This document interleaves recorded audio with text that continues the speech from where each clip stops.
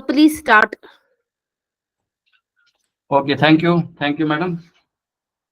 Very good morning to all of you. Myself, Dr. Nazim Hamid Mir. I am working as a scientist in the discipline of agronomy, and presently I am posted at IGFRI Regional Station, Srinagar. Today, I will be delivering this lecture on strategies for enhancing fodder resources with special reference to Northwestern Himalayan region. Uh, if we look at the India's livestock sector, hello, madam, am I audible? Hello, any participant, please? Yes, sir. Okay, okay, Please start. okay. If we look at India's livestock sector, we know that India's livestock sector is one of the largest in the world and is showing incredible potential for growth. If we compare the last census of 2019 with the census of 2012, we see that there is an increase in livestock population in India by 4.6%. And this percentage share of livestock sector to total gross value added is also increasing. It has reached 5.1%. Total livestock population in India, as we know, it is around 535 million head count. With It is also increasing at an impressive rate, and it is contributing to the gross domestic product. If we see that this livestock sector, this also provides employment to about 8 to 8.8% of the Indian population. As per one RBI report, the sector has been growing at a cumulative growth rate of 6.6% in the last decade, that is 2010 to 2019. Despite all this status, although we are number one in the livestock population in the world, we are number one in the milk production and so many livestock products. But one data that is not very satisfying is the fact that our average productivity of our cattle is very low. It's around 1777 kilograms per animal per year, whereas the world average is 2699 kilograms per animal per year. If we see in case of milk animals, this milk yield per lactation in our case is around 1500 kilograms, whereas in case of some developed countries like Norway, Germany, they are taking around 10,000 liters of milk per lactation. So this is where we are not very happily placed. Then you all know that there are some factors that govern the livestock productivity. There are broadly, we say that there are four factors. Although we classify differently, sometimes we classify them as biological factors, then economic factors, and other factors. But broadly saying that there are four factors. One is breed, the animal species that we are rearing. Second is the nutrition and feeding, what we are feeding the animals, what type, what species, and how much nutrition that species or that fodder crop or that feed is providing to the animal. Then third important is the housing management, how we are keeping our animals, how we are managing wherever they are staying. And fourth important is health and diseases, how are we managing health care of our animals. Out of these, we will be focusing mainly on fodder and feed. We know that fodder and feed is the most important factor that determines production of livestock because it contributes to around 60 to 75% of total cost of production. That is huge contribution given the three other factors. Then grain fodder, we know it constitutes about 35% of the total input. But the worrying trend again is that fodder deficits are both at the national as well as regional level. In 1960s, there was one farmers commission that recommended that in order to uh, feed our livestock, huge population of livestock, the area under fodder crops should be at least 10% of the total area. But 50 years have passed, and our fodder, this area under fodder crops, is still around 4%. That is why we are facing huge deficiency of fodder crops. Then again, if we see the entire Himalayan region is also facing deficiency of fodder because less than 1% of total area is under fodder crops. And in J&K too, in the erstwhile state of J&K, less than 2% or around 2% area is under fodder cultivation. This is obvious because fodder crops face competition with other enterprises, other cash crops, and other staple crops. Then mainly what is practiced currently is that fodder tree leaves, then crop residues, mainly paddy straw, then cultivated fodders as well as natural pastures contribute only to 11.7% of our total fodder resources. If we see only our this union territory, it is importing around 9,000 metric tons of feed, 10,000 metric tons of green fodder, and 5,000 metric tons of dry fodder annually. That one results in this low productivity because whenever you are supplying, there is quality deterioration during transportation, and number two, huge burden on the state exchequer. Then, needless to mention, we know that we are facing fodder deficiency at national as well as regional level. This is some of the coverage in the newspapers. Almost every month or every week, there is a news on fodder crisis, fodder shortage, particularly during some of the lean periods of the year. And in case of this, if there is a change in this weather, like drought is there, shortage of rainfall is there, then this fodder deficiency is aggravated each year. There is different data suggesting how much is fodder deficient exactly at the national level, and it ranges from the minimum reported data is that it is around 11.6% shortage in the green fodder, and then higher deficiency is in the case of concentrates around 40 to 45%. Then this is the fodder scenario in Jammu and Kashmir. Briefly, I will say that our 50% of animals are underfed. That results in a loss of around 57.42 lakh liters of milk per day and meat production of 1.5 lakhs per kilogram per day. This is the regional and total fodder balance sheet. As we can see, we have two main regions in our Kashmir in this UT. One is Jammu region that is subtropical as well as some temperate, and some part is temperate, as well as Kashmir that is temperate mainly. And fodder deficiency is around 32% in Jammu region, 48% in Kashmir because of the long lean period in the harsh winter, and a total of around 40.93%. This is on the basis of dry matter only. Then what are the options available with us? How can we enhance fodder resources with a special reference to this northwestern Himalayan region? First of all is arable fodder cultivation. We have to look for opportunities how we can go for arable fodder cultivation. Second is the second alternative is fodder from non-alternative land sources, that is non-arable fodder production. Then grassland management, as we will see in the coming slides. Then alternative fodder sources and fodder conservation.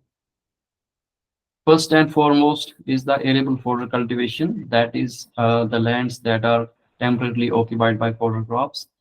Livestock production is most efficient from cultivated fodders. There's no doubt in that. Countries that produce this fodder, that cultivate fodder, are definitely number one this livestock industry markets. Then we know that green fodder constitutes about 35% of the total feed input. That is a huge input, and that translates to the production of livestock output. Then green fodder is the rich and cheapest source of fodder, as we know that this if we see this green fodder is around priced at 2 to 3 rupees per kg, whereas in some concentrates they are priced at around 20 to 22 rupees per kg. Then we have to look for the alternatives. First of all, we have to see if there is a chance we can increase the fodder area. I am presenting this special case of our this Kashmir region. Wherever there is harsh winter, Rabi season is either very limited choice of crops is there, or it remains fallow. There was one report that this much area, 6,87,000 hectares of land, is unutilized during Rabi season. If we can utilize only 50% of this area for fodder oats, because oat is main Rabi crop here, we can produce 274 crores of fodder, which can feed around 9.4 lakh animals yearly. Then whenever we are going for arable fodder cultivation, we have to make some choices. One is the which season we are going to cultivate, Kharif or Rabi. Then what we are going to cultivate, whether grasses or legumes or a combination of both. Then whether annual or perennial, then whether we are going for monocropping, single crop, or mixed or intercropping. These are some of the suitable annual forage crops for temperate zone of Jammu and Kashmir. In cereals, we can see oat is the main crop and it is popular throughout the country or most of the parts of the country. Then maize again, sorghum. These are the kharif crops with a huge potential green fodder yield. Then among legumes, we have some options like cowpea, berseem, soybean, winter veg.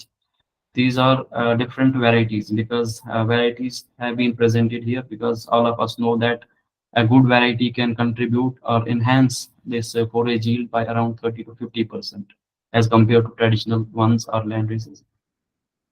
Then this is the package of practice of annual forage crops. We all know this is just to show how this is done. All of us know when it is sown, what is the seed rate, what is the sowing method. Here I have presented in terms of canal because canal is the this standard unit of measurement of land here. Then rest of the things are same. So nutrient management we have shown on canal basis, irrigation, weed management, harvesting is important in case of all the fodder crops. In case of maize, if we are going for green fodder production or we are going for this silage making, harvesting stage is important. Then nutritive value is around 7 to 9% in case of maize, 12 to 14% in case of sorghum, and 7 to 8.5% in oat. Some of the quality parameters that we look for in forage crops is crude protein, what is the percentage of fiber, then what is the nutrient density in terms of TDN, then ultimately we calculate what is the relative feed value, what is the relative forage quality. So all these parameters depend on this package of practices. The aim of showing this package of practice is that since we see maybe in some cases where we have fallow lands or we are not cultivating other crops, we can enhance area. But in other cases where we don't have any options, by following package of practices and by adopting improved varieties, we can is the only option that we can improve this, enhance this forage yield. Then these are for potential forage-based crop combinations and sequences for the valley region. This is what we are doing. This is the intercropping of maize, cowpea, as well as maize, soybean, and sole cropping of maize at our regional station. We have evaluated different combinations of maize, cowpea, maize, soybean, and other crops. And what we have observed that soybean, that was once a very popular fodder crop here, is again performing well because of latest focus on alternative fodder crops to this summer legumes like cowpea, rice bean, forage. This soybean is performing equally well. Then suitable perennial forage crops for temperate zone of Jammu and Kashmir. These temperate forage crops are the most potential and most important forage resource of the country as a whole, and particularly in the temperate areas because of certain benefits. Number one, quality wise, they are better. In the cool season, grasses are generally known for higher this protein content and lower fiber contents. And number two, because of so many reasons. For example, a farmer he wants to have a crop that can be sown at one time, and he can take multi cuts in a year, and has to apply lower inputs and with no much drudgery. These temperate grasses and legumes, they have better quality and they have to be sown once with lower inputs. They can be cultivated in multiple land forms like arable cultivation, non-arable cultivation, bunds, risers, different land forms. They have higher green potential. And one important thing is in the context of climate change, we don't have to go for plowing and land preparation or fertilizer application again and again. So these are very potential crops for enhancing forage resource base in the temperate areas as well as other parts of the country. Then these are some of the options: tall fescue, orchard grass, harding grass. Then among legumes we have red clover, white clover, sainfoin, crown vetch, bird's foot trefoil. These are the varieties. Then I have only shown two examples. One is orchard grass.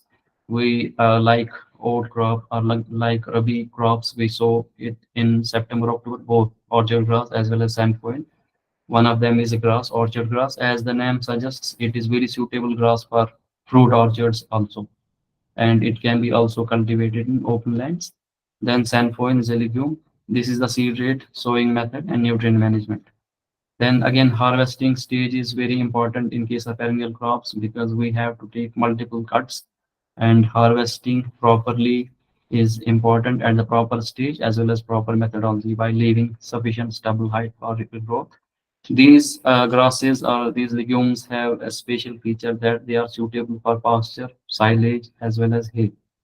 Then I will be talking about this sainfoin particularly. This is one of the most important leguminous crop because so many leguminous crops have higher protein content.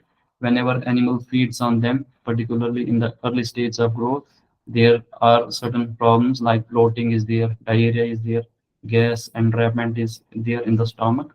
But some legumes like sainfoin and lotus corniculatus are birds food trefoil. These are rich in condensed tannins and prevent that gas formation and also help in providing proteins as bypass proteins. These are the different forage resources that we have in the temperate areas.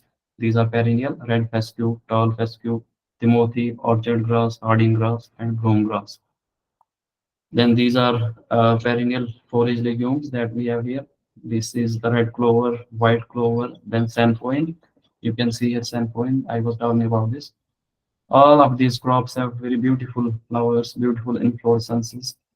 But one thing is that as compared to grasses, these legumes have a lower stand persistence, 3 to 5 years or 3 to 4 years, and they have to be replaced every 3 to 5 years as compared to grasses which have a higher stand this persistence, 5 to 10 to 15 years they do. Then this is a technology developed by IGFRI, our headquarters at Jhansi. This has been developed for all the parts of the country except the tropical region. I am showcasing this technology to make you understand that by cultivating single crops, fodder production may not be enhanced to that level. But when we go for fodder intensification, we may obtain fodder around the year. For example, this is one technology. This is a perennial based system, Bajra Napier hybrid plus cowpea in the Kharif and Zaid season, and followed by this Bajra Napier hybrid plus Barsim plus mustard in the Rabi season. They have also seen the impact of this technology. They have seen that this technology, by this way of fodder intensification, a potential green fodder yield of 273 tons per hectare per year and a dry fodder yield of 44.3 tons per hectare can be obtained. This system is mostly for the irrigated system. In, in case of rainfed system, there is a separate system, Subabul based, as you might be knowing, Subabul based, and then some leguminous crop like this pigeon pea is there. But this one is for the irrigated system. The impact of this technology has been also seen that by this 67 is to 33 or around 2 is to 1 this cereal plus legume intercropping, it can sustain around 8 to 10 adult cattle units per hectare. That is around one ACU is 350 kilograms of body weight. So this technology needs to be replicated in other parts of the country too. As I mentioned, that this technology may be suitable for most parts of the country because this BN hybrid, this can be cultivated from around 25 degrees Celsius to 35 degrees Celsius. So many parts of the country receive temperature in this range. Then this is a very beautiful model. This has been obtained from Kumar et al.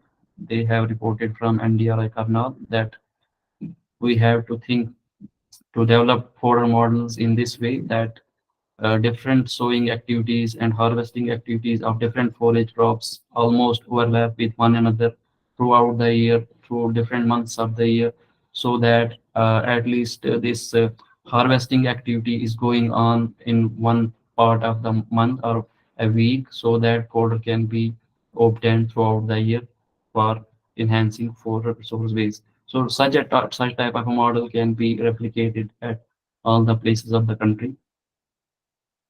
Then this is our what we are doing here. We have also initiated this research how we can intensify fodder. First of all, we are targeting annual based system, that is maize plus cowpea, followed by oat plus berseem. And we have last year we have harvested 953.43 quintals of this grain fodder from only one kata berseem plus maize, cowpea, and oat.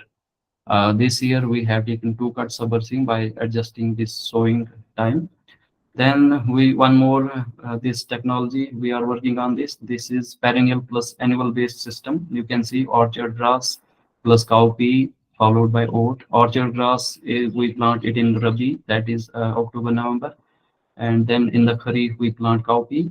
In between these, we leave 5 to 6 rows in between two these sides of this perennial crop, and so this Kharif crop in the Kharif season, and followed by this annual crop. This is a very early stage photograph.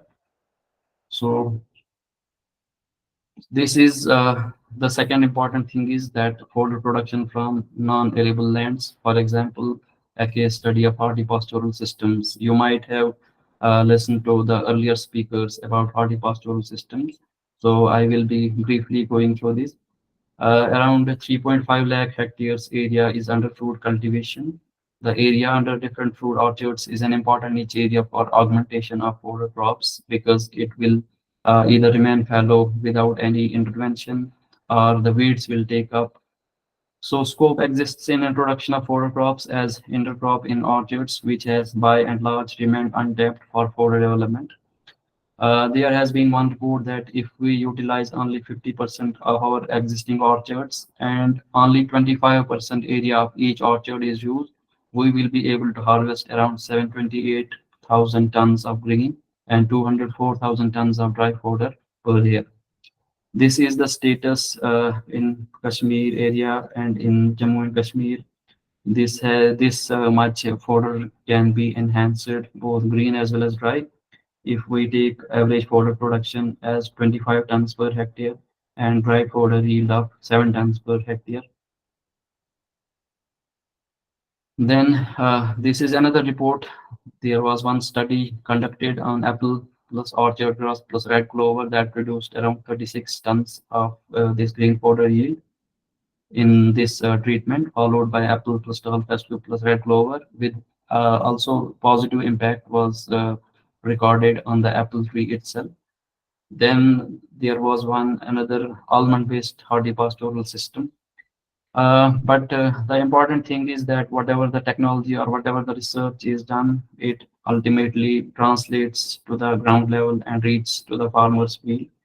So to give the practical shape to this research and these findings, Government of Jammu and Kashmir under Holistic Agriculture Development Policy has stated they have this initiated this program in 22, and what they have aimed, they say that they will be harvesting 15 lakh metric tons of fodder from 60,000 hectares, that is 25% of total orchards each year. That will be helpful to reduce around 15% of fodder deficiency. These are some of the pictures. On the left side, you can see two photographs in case of the absence of any pasture intervention. Look, weeds have overtaken the entire field. In the first field, you can see Anthemis cordula, white colored, white flowered, this, and in the second, there is this Hypericum perforatum. So these have generally no value, rather they have deleterious effect on the pasture quality. Then again, what is the impact of this technology? How this can exactly help farmers? It has been seen that 30 to 35% increase in fodder production, 15 to 20% increase in milk production, and 80% weed control efficiency, and 20 to 25% increase in soil organic matter can be obtained by this pasture intervention. These are suitable for states like Himachal, Uttarakhand, Arunachal, and J&K. Then a BC ratio of 4 is to 4.5 can be achieved, and it can also support 6 to 7 adult cattle units per hectare. Then another non-arable fodder production strategy is the fodder production from tree-based silvopastoral systems. The silvopastoral systems have been found to enhance dry fodder yields from 1.25 to 4.5 tons per hectare on natural grasslands to around 4.5 to 8.7 tons per hectare per year. And animal carrying capacity can be increased by 50%. Then under HADP again, they aim to enhance around 3.75 lakh metric tons of fodder from forest closures on around 25,000 hectare area, giving practical and tangible shape to whatever research is done on research institutes. These are different trees, shrubs, and grasses. Like in subtropical areas of the country, we see Grevia optiva and other Celtis is also doing well. Then in this temperate zone, these tree species, shrubs, grasses, and legumes, if they form multi-tiered structures and provide this tree leaf as fodder, shrubs, and in addition to grasses and legumes. Then this is just to support the study that our these tree leaves are rich in all the quality parameters starting from crude protein. You can see crude protein is minimum is 13.18%. Most of the forage crops, that is grasses as well as cereals, are around 10% or less than 10%. But all of these species are high in crude protein, that is minimum 13%. Then again, if we see TDN, that is a very good quality indicator. TDN is more than 65% in these at least three species. That means they are nutrient dense and nutrient rich. Then dry matter intake is around more than 3% in most of the species. Only in two species it is less than 2%. This is one of the mulberry-based silvopastoral system established at IGFR Srinagar. This purple color species you can see. This is the sandford. This is another case study. This is a collaborative research of our station with one institute of Central Silk Board. In the two slides on the left, you can see we have planted tall fescue in the first photograph and a red clover in the second. But on the right side, you can see in the absence of any pasture intervention, this Anthinus cordula.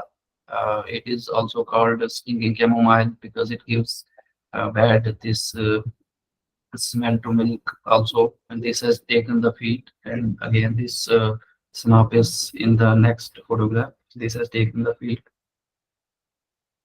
Then another option is grassland management. Hill states generally known for rich grassland resource, more than 1.5 lakh hectare area is under grasslands. Then, but whatever was this grassland 20, 30 years before, it is now shrinking. Common property resources have shrunk because of this use of land for construction as well as other enterprises. Then one of the important parameters is that we can go for grassland management, but one of the main hurdle is that there is no specific grassland policy one, and secondly, there is this no seed available for sowing such huge chunks of areas.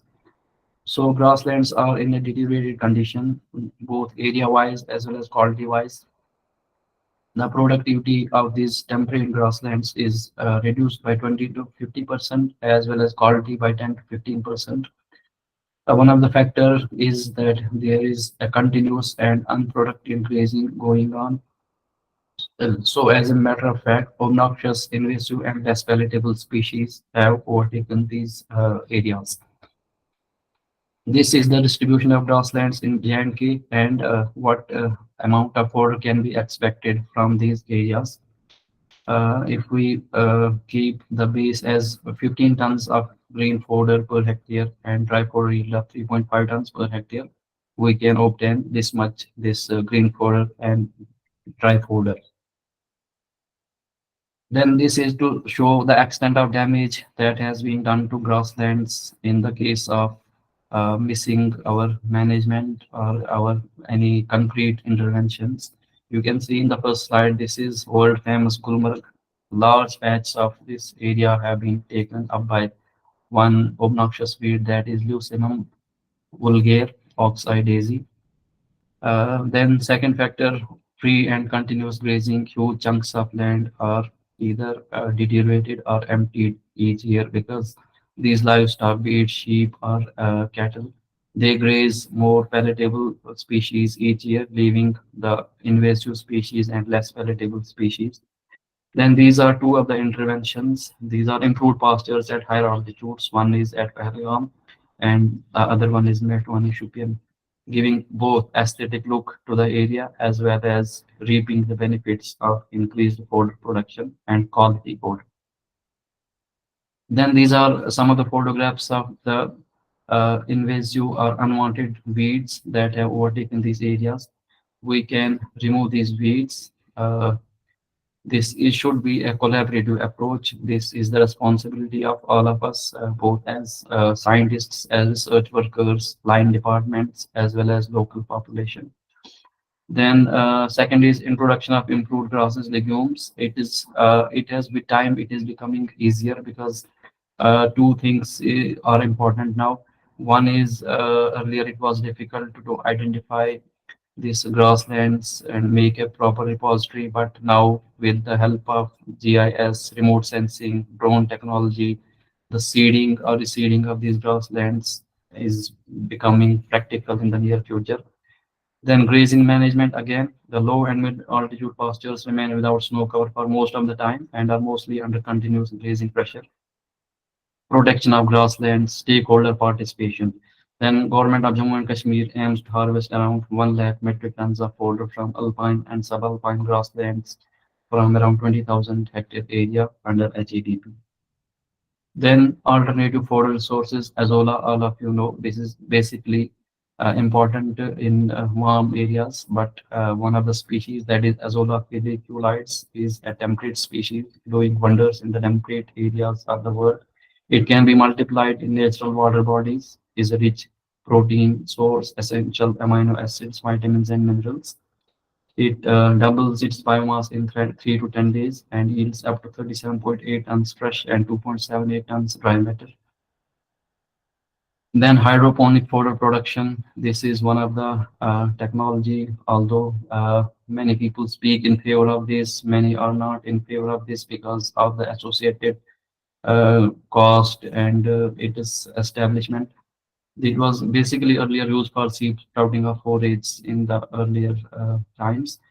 It leads to rapid fodder production, consists of a framework of shells and metal or plastic trays. It is highly suitable for peri-urban small farms and steep hill farms for smaller poultry cows units where there is limited land endowments for fodder production. Government of Jammu and Kashmir's plan is that they want to establish around 500 hydroponic units for obtaining 15,000 metric tons of this green fodder output. Now I have presented one case here that government of Jammu and Kashmir they have proposed to construct different sized hydroponic units. They will be establishing these and they will be also assisting people who are interested in establishing these hydroponic units. This is one example. For example, 8 meter by 10 meter by 3 meter. This hydroponic unit is established for commercial purpose. This will be able to produce around 1190 kilograms of fodder per day that can sustain around 85 cows per day or 396 sheep or 3,800 birds per day. So with this, it will incur a total budget of around 19.60 lakh rupees. Then aquatic vegetation as fodder, like many other places, we have here some aquatic vegetation that is very good fodder. Particularly in Kashmir, we have seen that phragmite species and Cainoclova have very good acceptability as fodder crops. Then establishment of fodder banks. This is particularly important for two reasons. One is the climatic reason, and second is the transportation of fodder that is not economical across the distances. In particularly in harsh winter when there is snowfall, fodder transportation becomes almost impossible. So creating and establishing mini fodder banks in the localized places, this might help to cater to the fodder demands in the lean period. Then fodder conservation. one of the important strategies to address the fodder deficit during the lean period. We all see that in our conditions, in Kashmir conditions, or in temperate conditions, where we have a lean period of extended lean period of 4 to 6 months during the winter. But we have also seen that there is a fodder deficiency of at least uh, 2 times throughout during the year in some of the subtropical areas, during May to July once, and during October to January in certain places. So, what this silage, that is the material produced by controlled fermentation under anaerobic conditions of chopped crop residues or forage with high moisture contents that otherwise are not suitable for haymaking. So, silage is produced by the activities of naturally occurring bacteria because it converts sugar into lactic acid that helps in preservation and conservation of fodder. And this can be stored for more than 1 year and fed to the livestock. Some of the considerations that are important is one is the suitable crops, that the choice of crops. What crops are suitable for silage making? We all know that cereal crops like maize or this sorghum, etc. Then some natural grasses as well as temperate perennial grasses or grasses from the tropical and subtropical regions. They are rich in sugar or carbohydrates. So higher the sugar content, more is the lactic acid formation, and these crops are important silage makers. Second is the stage of harvesting. Stage of harvesting, harvesting too young or too late, it does not make a good silage. For example, in case of maize, we say that at the soft milk stage is the better harvesting stage. Or in terms of dry matter, around 3 to 30 to 35% dry matter is most suitable for silage making. Then ensealing conditions are important again. One, we have to do this silage making in warm weather, this dry weather, not in the rainy conditions, because moisture is detrimental to its quality. Number two, we have to ensure this anaerobic conditions. We have to eliminate here. This is silage preparation. We have done it here in these jars, airtight jars, boxes. You can see, you all of you know that silage making can be done in either these pits or trench or silo bags or this boxes. Chopping is one of the foremost and important operation for ensuring this ensiling and anaerobic fermentation. Chopping is done to around 1.5 to 2 centimeter this pieces. Then it is stored for around 45 to 50 days and opened. Uh, This slide is to show that we have attempted silage making. Maize, we all know it makes a good silage. Then we have also tried to make silage out of only legume, that is cowpea crop. You can see it is blackish in color. Then we have also added maize and cowpea around 25% to maize, and we have also obtained this third silage. You can see that the good color silage, it has some characteristics like it is greenish or brownish in color, whereas poor quality silage is blackish in color. There is more mold development. pH is higher, whereas in good quality silage, pH is lower, 3.5 to 4.2. Then sweet sour taste. Then second, this photograph I have to show that earlier, it was known that maize, oats, as well as sorghum are suitable for silage making, but we have attempted this silage from temperate perennial grass Dactylis glomerata. It does not have a very huge leaf growth like maize and this sorghum, but it also made a very good silage. Its these samples have been analyzed and the quality has been excellent.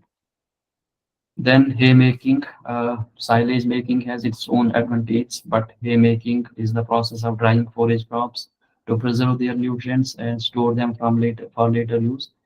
Haymaking, whatever crops are not suitable for silage making, for example, legumes that dry easily, or even oat crop is made into hay in our conditions, or some natural vegetation that can be sun dried and stored in hay. It is basically dried to 10 to 15% moist and stored for subsequent use. Then haymaking, if possible, we can subsequently go for baling for easy transportation. And we have different shapes of balers, like we have round shaped baling for weather resistance. It is resistant to bad weather. It is acceptability increases to this livestock. Then we can go for square baling for easy transportation. Then on economic terms, if we see this hay is priced at based on its dry matter content.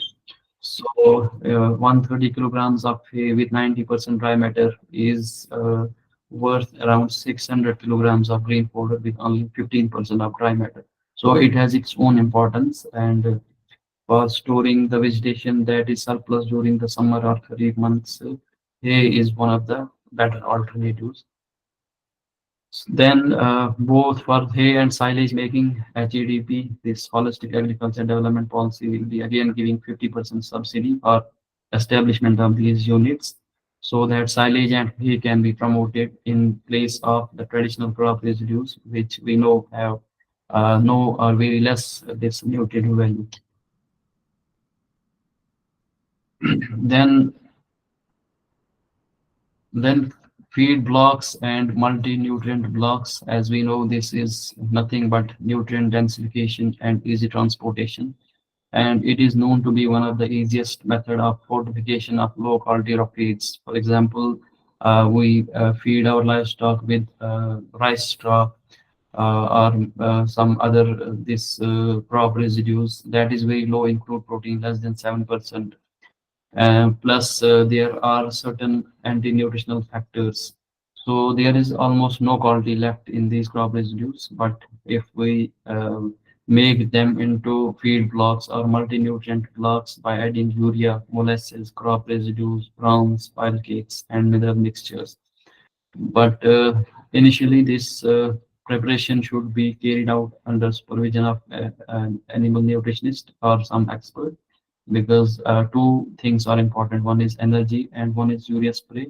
The balance is important. Second is reduction of wastage by chafing.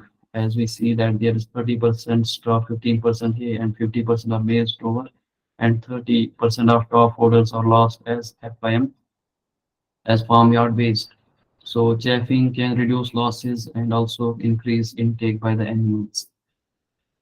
Then crop residue management, as I said, paddy straw, maize stover, etc. These can be, their quality can be improved simply by spraying on them either urea or molasses. Then micronutrient, this also is gaining importance, as we know that there is very much focus and thrust on enriching soils with micronutrients in other crops like rice, wheat. Similar is case with the fodder crops. As we know that our more than our 50% soils are deficient in zinc, and other micronutrients also becoming fastly deficient in the soils. So whatever is in the soil reaches the plant, and then it plant reaches the animal. So if a nutrient is deficient in the soil, its deficiency is replicated in the plant as well as the animal. So by enriching the soils as well as plants, we can improve this. We can correct the deficiency as well as we can improve the fodder production as well as quality. Then area specific mineral mixtures. This is also important because we cannot go for ready to use mineral mixtures all the time without any information what exactly is lacking in the soil or the fodder crops. There was one example that many of the these mineral mixtures are causing selenium toxicity. This was because these mineral mixtures were prepared without taking into account the soil conditions or fodder conditions of the area. Then again, I will be talking about zinc and iron. These are these antagonize some nutrients antagonize others. If there are too much in the soil, that leads to the deficiency in the animal as well. So thank you. This was from my side. I hope I could get my message through to you.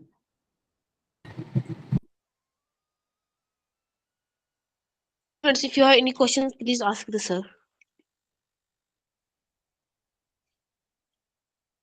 Any questions?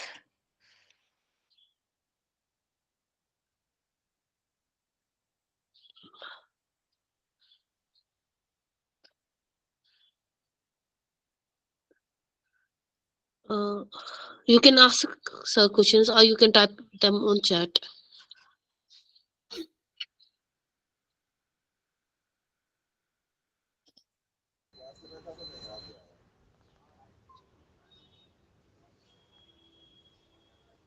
Good morning, Dr. Nazim.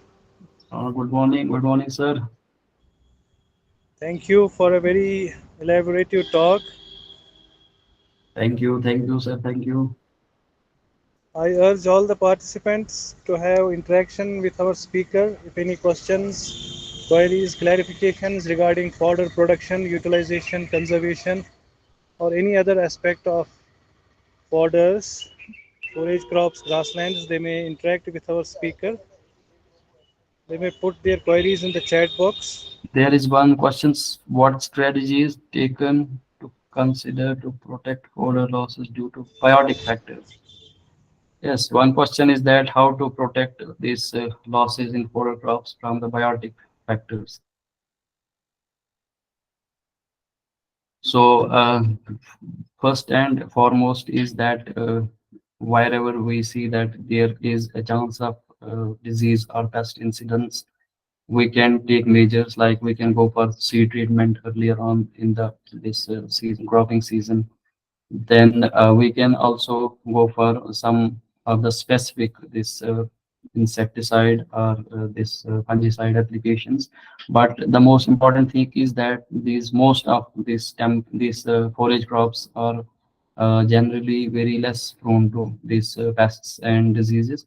But if in case there are any pests and diseases, by contacting your local pathologist or entomologist, you can eliminate those losses. But in case of our temperate crops, what we have seen, although in case